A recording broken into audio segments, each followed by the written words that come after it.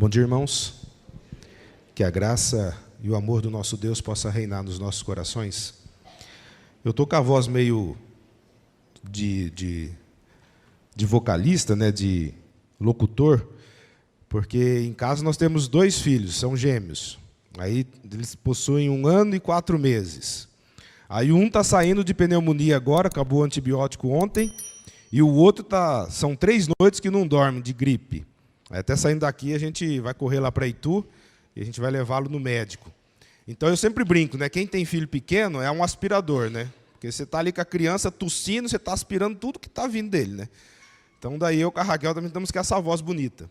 Então, de vez em quando, tem que tomar uma água aqui, porque senão aí fica mais difícil ainda. Mas eu quero dizer que eu estou extremamente feliz de estar aqui juntamente com os amados irmãos e principalmente em receber o convite do reverendo Thales. É um homem que eu admiro muito. Então, vocês agarrem-se esse pastor de vocês, segure ele, porque ele é extremamente bom. Um homem estudioso, um homem de Deus, pai, zeloso. Então, cuide do pastor de vocês, porque dificilmente vai encontrar outro. Falando de coração, não é porque ele está aqui do meu lado, não. Mas cuide bem do pastor de vocês, porque é uma safra boa. Irmãos, quando o reverendo Thales me convidou, ele não me deu tema. E eu fiquei pensando, no mês da reforma, vamos falar sobre alguma coisa voltada para a reforma. E ele leu um texto lá em Romanos, que o justo viverá por... eu gostaria de falar sobre fé. Mas nós não vamos falar de fé ali em Romanos, nem em Abacuque, né, que é a primeira expressão a respeito de que o justo viverá pela fé, está lá em Abacuque. Mas nós vamos lá em Hebreus. Então eu convido a todos que abram as suas Bíblias em Hebreus. O livro de Hebreus não tem um autor definido. Alguns dizem que foi o apóstolo Paulo, mas não temos como assim bater o martelo e declarar que realmente foi o apóstolo Paulo. Então, toda vez que eu mencionar o livro de Hebreus, eu vou falar conforme o autor aos Hebreus, porque nós não temos aí um autor definido. Então, se você vai escrever lá, falar em Efésios, conforme Paulo escreveu aos Efésios, tal, então a gente sabe que Paulo escreveu a sua carta lá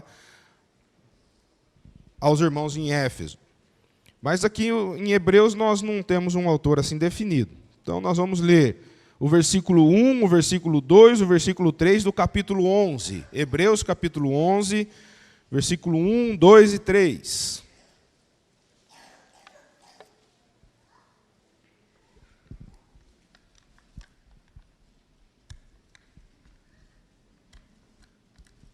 Amém, irmãos? Então, vamos lá. Diz assim a palavra do Senhor. Ora, a fé é a certeza de coisas que se esperam, a convicção de fatos que se não veem. Pois pela fé os antigos obtiveram um bom testemunho.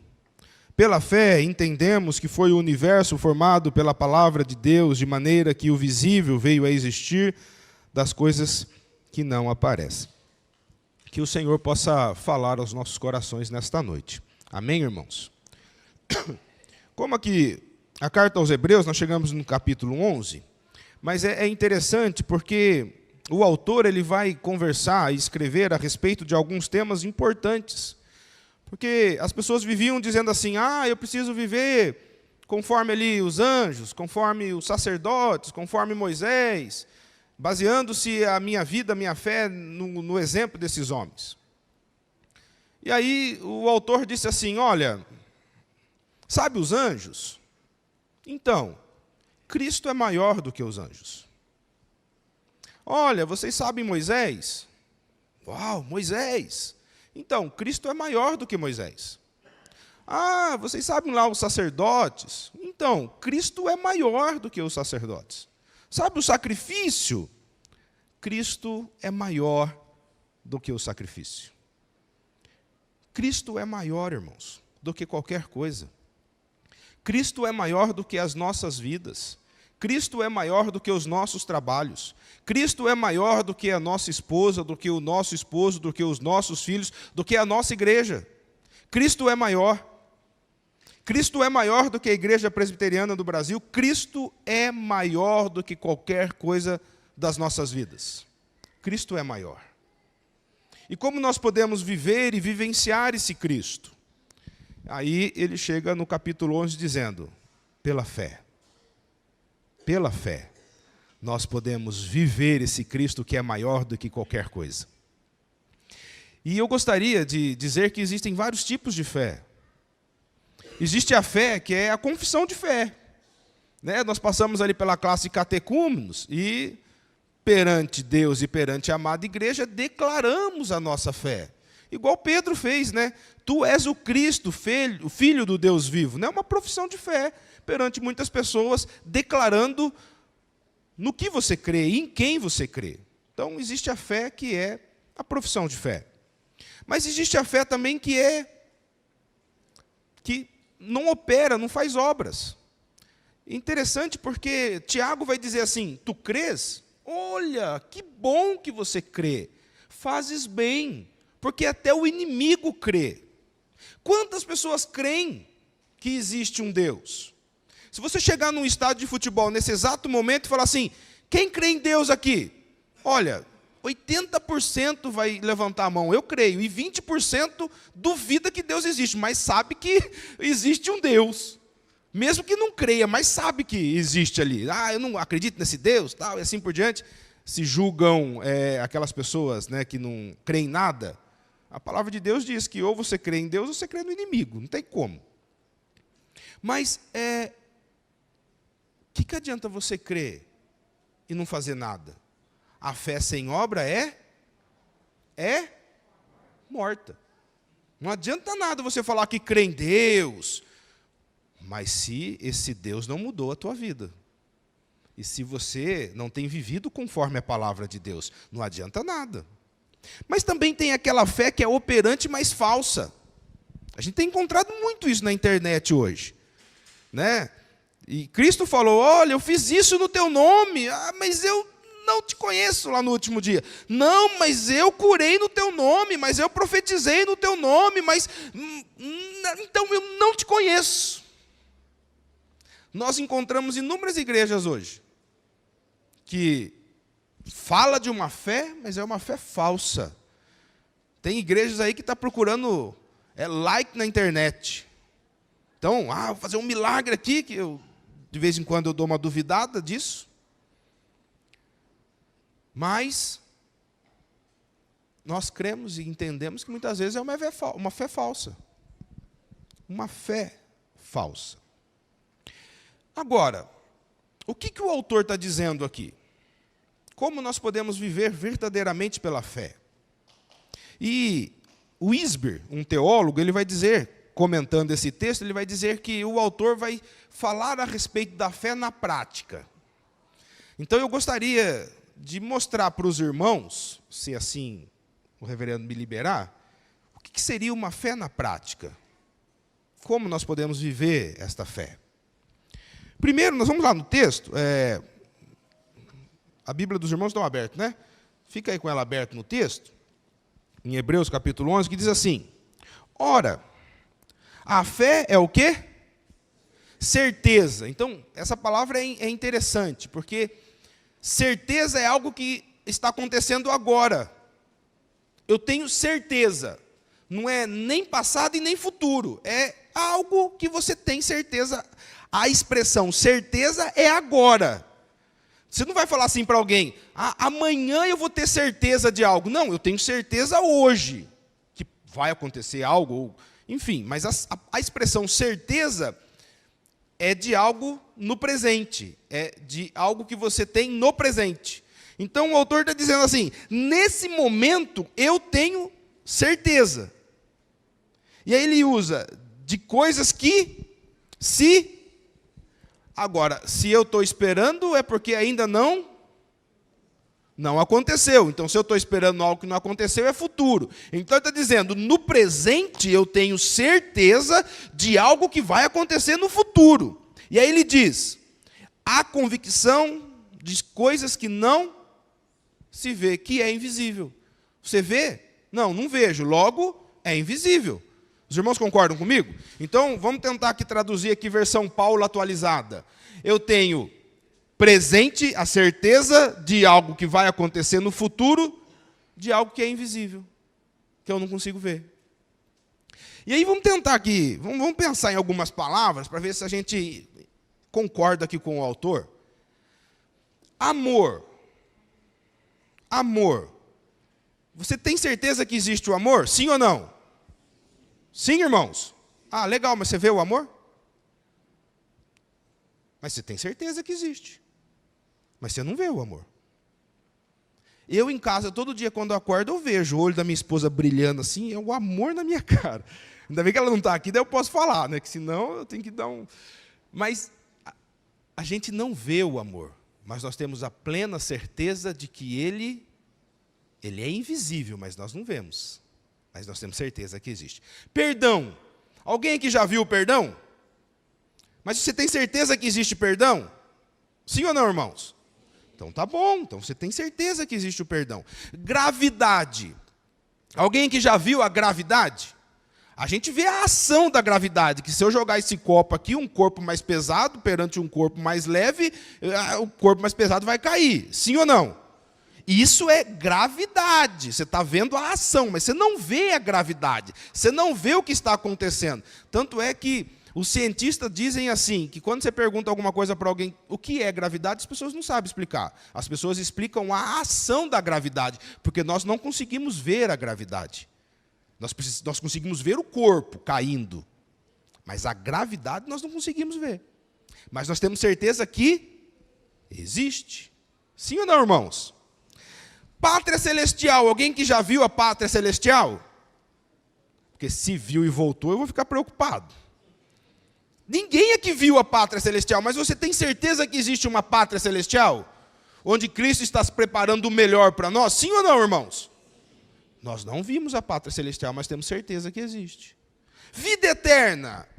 Alguém aqui crê na vida eterna? Eu gostei, muitos balançaram a cabeça, outros assim ficaram parados, eu fiquei meio preocupado, acho que é classe catecúmenos. Alguém aqui crê na vida eterna, sim ou não? Sim. Você vê a vida eterna? Mas existe a vida eterna. Quem aqui acredita em Deus? Você vê Deus? Espero que você não veja, porque a palavra diz que quem vê está enrolado. Mas nós cremos que existe o Deus Pai Todo-Poderoso, Criador de todas as coisas. Eu queria falar na prática o que é você ter certeza que existe o invisível, mesmo sem você ver. Acredito que, não sei se a maioria ou alguns dos irmãos sabem que há 4 anos atrás eu perdi minha filha. Ela nasceu com um probleminha no intestino, ficou 6 meses no hospital, e aí ela veio a falecer. E nós estávamos lá em Itu, na igreja, aí estava o caixãozinho branco no centro da igreja, aí eu dirigi o culto fúnebre, aí acabou o culto fúnebre, eu peguei e fui carregar o caixão. O meu irmão falou assim, você quer que eu te ajudo? Eu falei, não. Essa é a minha responsabilidade. E eu peguei aquele caixãozinho branco, sozinho. E atravessei a igreja de Itu é comprida. E eu fui atravessando aquela igreja. E eu quero dizer para os irmãos que durante eu estava atravessando a igreja com o caixãozinho da minha filha no colo, eu não senti o peso do caixão. Eu poderia andar quilômetros, quilômetros e quilômetros, porque eu não estava sentindo nada na minha mão. Alguns incrédulos podem dizer assim, porque você estava anestesiado pela emoção. Mas eu creio que o invisível, o Todo-Poderoso, estava carregando no meu lugar. Porque no momento mais difícil da tua vida, Deus ele te carrega pelo colo. No momento mais difícil da tua vida, aquele que é invisível e todo-poderoso, Criador de todas as coisas, Senhor de tudo e de todos, Ele cuida de você. Porque pela fé eu tenho certeza que o invisível existe e Ele é poderoso para me carregar no colo quando eu preciso. Porque no momento mais difícil você pode ter certeza que Deus está contigo. Pela fé eu creio que o invisível existe e cuida de mim. Porque Ele é maior do que os anjos. Ele é maior do que o sacerdote. Ele é o maior do que qualquer coisa. Ele é maior na minha vida e Ele cuida de mim. Pela fé, eu creio que o invisível existe. Segundo versículo, diz assim, capítulo 11, versículo 2. Pois pela fé os antigos obtiveram bom testemunho. Essa palavra testemunho aqui no capítulo 11 de Hebreus e no início do capítulo 12, é uma palavra bastante importante que ele usa inúmeras vezes. Se você olhar o versículo 4, ele fala, pela fé Abel ofereceu a Deus mais excelente sacrifício do que Caim, pelo qual obteve o testemunho de ser justo. No final do versículo 5, diz lá que Enoque obteve testemunho. Aí o versículo 6 fala assim, de fato, sem fé é impossível agradar a Deus. Se você virar a página da tua Bíblia, provavelmente, você vai chegar lá no versículo 39 que diz, ora, todos esses obtiveram bom testemunho por sua fé. No capítulo 12, versículo 1 diz, portanto também nós, visto que temos a rodear-nos de tão grande nuvem de testemunhas. Testemunho aqui, a palavra no original é mártirel, que vem a ideia do mártir. De pessoas que, por uma causa, por um objetivo, por um ideal, deram a tua vida. Então, quando nós trazemos essa ideia de mártir, nós estamos falando assim que a pessoa faz o sacrifício por aquilo que acredita. Quando você acredita em algo, você faz o sacrifício por aquilo. Nós ouvimos o reverendo Tales falando sobre Lutero, sobre, com muito sangue, os reformadores lutaram por uma causa, por um ideal, por um pensamento, para que hoje nós estivéssemos aqui. Ou seja, eles fizeram o sacrifício. O sacrifício. Nós temos aí Martinho Lutero, nós temos João Calvino. Diz a história que João Calvino, no final da tua vida, as pessoas estavam preocupadas. Porque ele estava lá, sentado, lendo, escrevendo, e ele era carregado até o púlpito para pregar, e as pessoas falavam assim para ele, mas por que você está vivendo desse jeito? E ele respondia da seguinte forma, eu não quero que o meu Senhor venha e me encontre ocioso. Enquanto eu viver, eu vou trabalhar em prol deste evangelho que eu creio. E ele foi um dos que mais escreveu. Sistematizou a doutrina que nós temos como boa doutrina. Mas ele teve que fazer o sacrifício, ele teve que dar o bom testemunho. Nós encontramos aqui no nosso Brasil, o pastor presbiteriano, José Manuel da Conceição, se converteu, e depois ele foi viajando a pé, nas suas comunidades, pregando, foi perseguido, maltratado, mas ele foi em todas as comunidades dizendo assim, olha, este é o verdadeiro evangelho, porque ele fez o sacrifício. Então, pela fé, nós temos que fazer o sacrifício, pela fé nós fazemos o sacrifício. Se você tem certeza do que você acredita, se você tem certeza daquilo que Deus tem feito na tua vida, se você tem certeza da salvação através da morte de Cristo Jesus na cruz do Calvário, nós precisamos fazer o nosso sacrifício. Não é um sacrifício que leva a vida, que dá a vida eterna, porque o sacrifício que nos dá a vida eterna foi realizado por Cristo. A ideia aqui de dar um bom testemunho, de fazer o sacrifício é o que você poderia fazer que a preguiça não está te deixando. O que você poderia fazer de diferente na nossa sociedade e que você não está fazendo? O que eu e você poderíamos dar de bom testemunho, fazer o sacrifício, ao invés de ficar apontando para os outros, ó, fulano de tal podia fazer isso, fulano de tal podia fazer aquilo, fulano de tal poderia fazer aquilo lá. Faça você a diferença. Faça você o seu sacrifício. Viva conforme a vontade do nosso Senhor e Pai. O que nós podemos fazer de diferente que nós não estamos fazendo? Coisa simples. Leitura da palavra. Tem irmão que não lê a Bíblia em casa. Tem irmão que não lê a Bíblia para o seu filho. Não tenho tempo. Está corrido lá no meu trabalho. Eu chego em casa, preciso terminar a minha série da Netflix. Tem irmão que não consegue orar com o teu filho, com a tua esposa, na tua casa. Tem irmão que não consegue pregar o evangelho para os seus. Por quê? Por quê? Esses homens, e aí o autor, ele vai escrever vários homens, né? Ele vai falar de Abel, ele vai falar de Abraão. Abraão largou tudo que ele tinha e foi para um lugar que ele nem sabia. E o Senhor foi usando a vida dele. Nós temos aqui Moisés, ele vai citar exemplo de Moisés, e eu podia nadar aqui de braçada com os próprios exemplos bíblicos que o autor dá no seu livro, no capítulo 11, dizendo que esses homens, na sua época, no seu tempo, fizeram a diferença. E o que nós hoje, na nossa época, no nosso tempo, nós podemos fazer de diferente e que não estamos fazendo. Porque nós não estamos dispostos a fazer o sacrifício. Queremos viver mamãozinho com mel. Sem esforço, sem estresse. E aí tem aquele povo mais idoso que fala assim: eu já fiz o que eu tinha que fazer.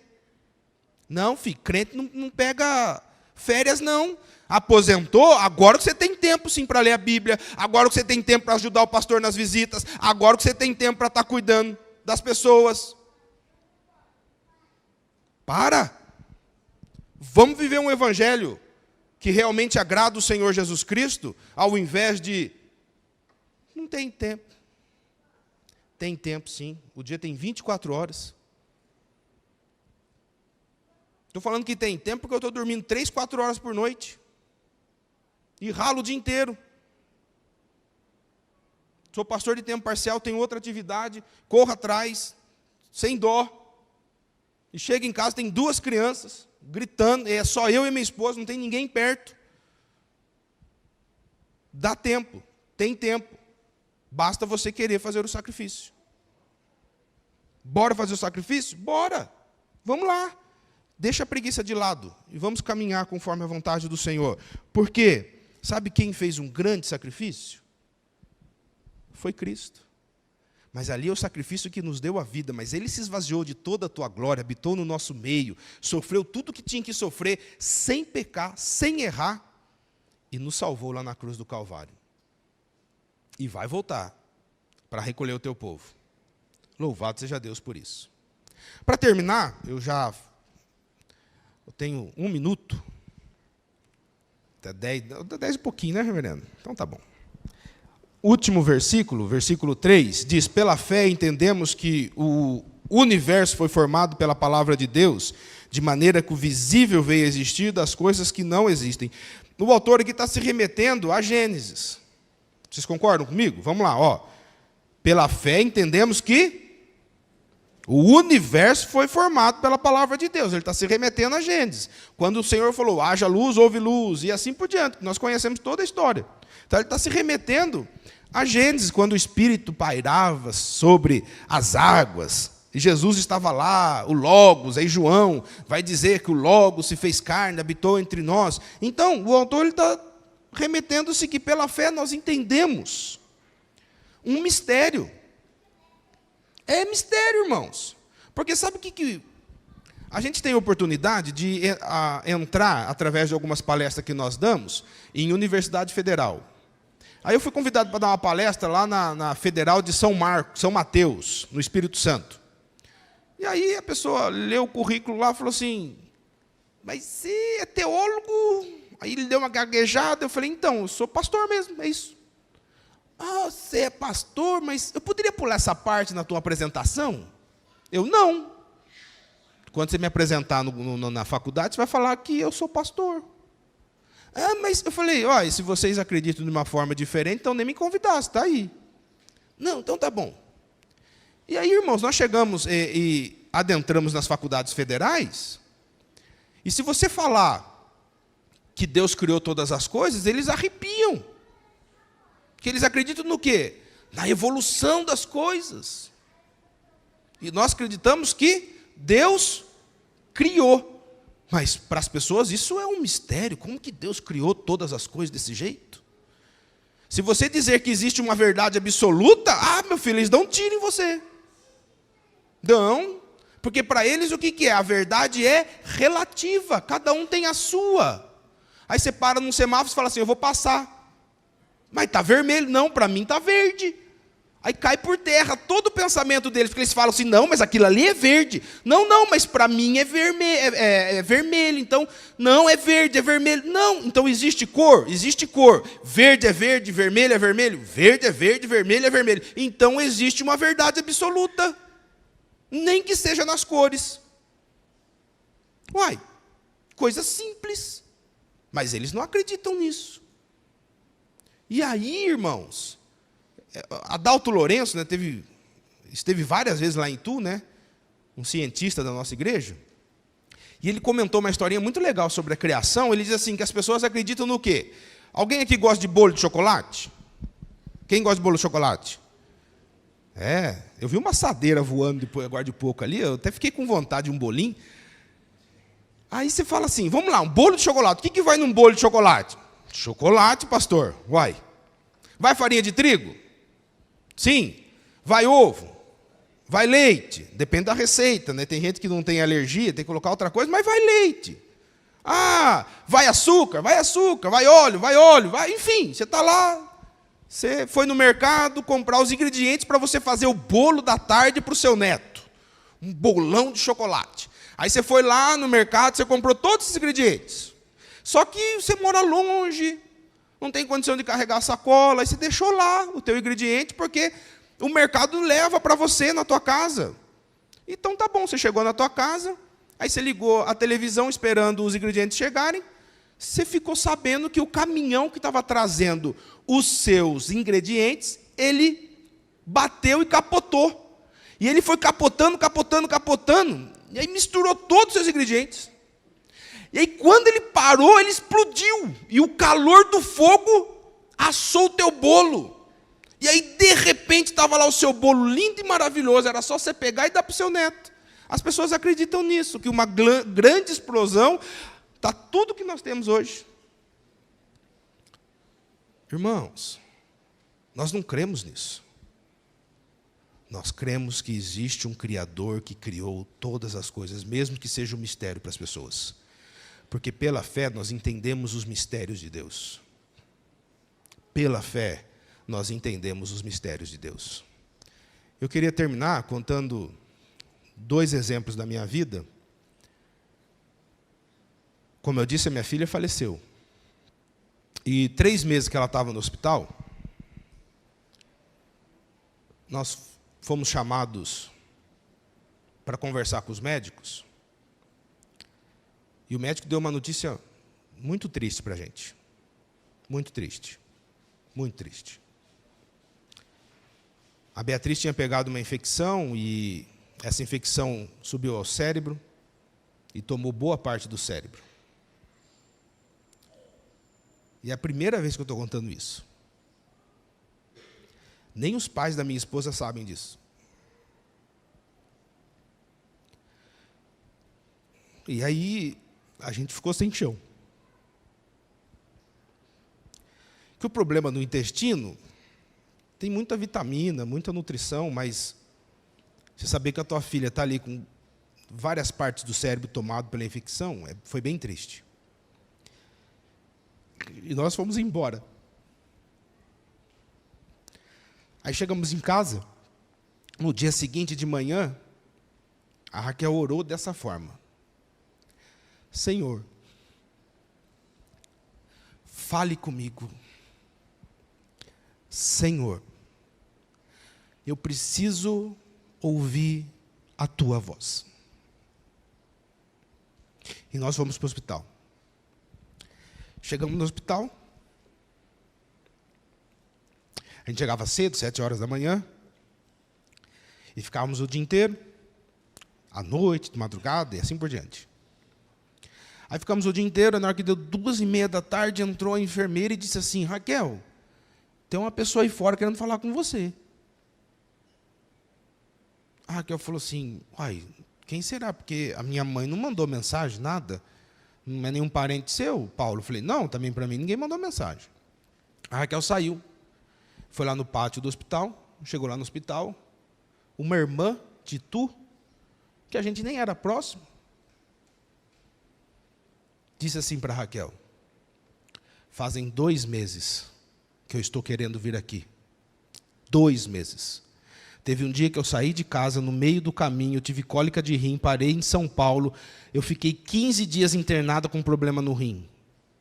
E hoje eu saí da minha casa, meus filhos nem sabem, mas eu vim aqui para dizer para você que Deus te ama.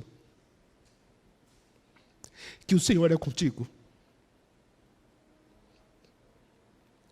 Você pode achar que é coincidência. Eu não creio em coincidência, eu creio em providência.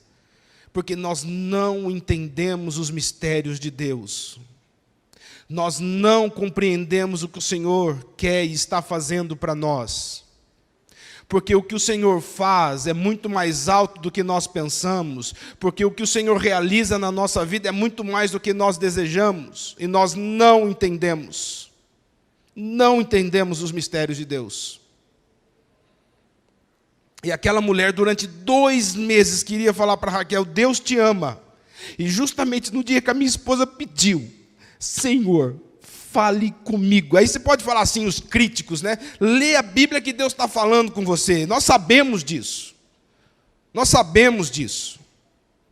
Mas tem hora que você, na dor de uma mãe com uma filha internada, ela queria simplesmente ouvir, Senhor, fale comigo. E os mistérios do Senhor conduziu aquela mulher no hospital para dizer para Raquel, Deus te ama. E Deus me chamou para vir aqui nesta manhã para dizer para você, eu não sei porquê, mas Deus te ama. Confie no Senhor, espere no Senhor, porque Ele fará algo extraordinário na tua vida. Porque nós não entendemos os mistérios de Deus. Você pode estudar a teologia que for, você pode pegar todos os livros e todos os teólogos, mas ninguém conseguiu até hoje explicar, por exemplo, a Trindade Santa. Racionalmente nós não conseguimos explicar, mas nós cremos pela fé que existe um Deus Pai, que existe um Deus Filho, que existe um Deus Espírito Santo. Mas racionalizar a Trindade nós não conseguimos. Porque não entra na nossa mente, como que pode? E isso aí eu poderia falar inúmeras coisas das Escrituras. Inúmeras coisas das Escrituras. A nossa filha faleceu. Aí depois de 1 ano tentando, nós fomos no médico, o médico falou, não, está tranquilo, vocês dois não tem nada não. De cada 1 milhão, uma criança nasce assim. E a gente tentando. E a gente sabe muito bem o sofrimento daquelas mulheres que ficam tentando em casa ter filho. E quando você pega lá o resultado lá do teste, negativo, isso judia demais das mulheres. Judiam demais das mulheres. Quem passou por isso sabe do que eu estou falando. Ou quem está passando sabe do que eu estou falando. E 1 ano e meio, a gente tentando. Aí um dia nós estávamos 6 horas da manhã orando, que a gente faz isso todo dia. 6 horas da manhã, se você for em casa, você ora com a gente e toma café às 6h10. Todos os dias. Todos os dias. E 6h30 a gente sai de casa. Então você tem que tomar café rapidinho, que a gente leva as crianças para a creche, depois a Raquel vai trabalhar e eu também vou trabalhar. Todo dia. Todo dia. E creche é bênção, viu, irmãos? Creche é bênção. Aí, 1 ano e meio tentando. Eu prometo que estou terminando, reverendo. A Raquel orou e eu orei, dizendo, Senhor, mostre para a gente se a gente vai ter filho ainda. Acabamos a oração, a Raquel chorando bastante, bastante mesmo. Aí nós escutamos na janela, toque, toque, toque, toque. A gente ficou assustado, né? Batendo na janela. A gente mora num apartamento no 5º andar. Como que alguém está batendo na janela no 5º andar? Aí nós abrimos a janela. Tinham 2 passarinhos amarelos batendo na janela, olhando para mim e para Raquel. Normalmente você abre a janela, o que acontece com os passarinhos? E eles ficaram ali, quase 2 minutos.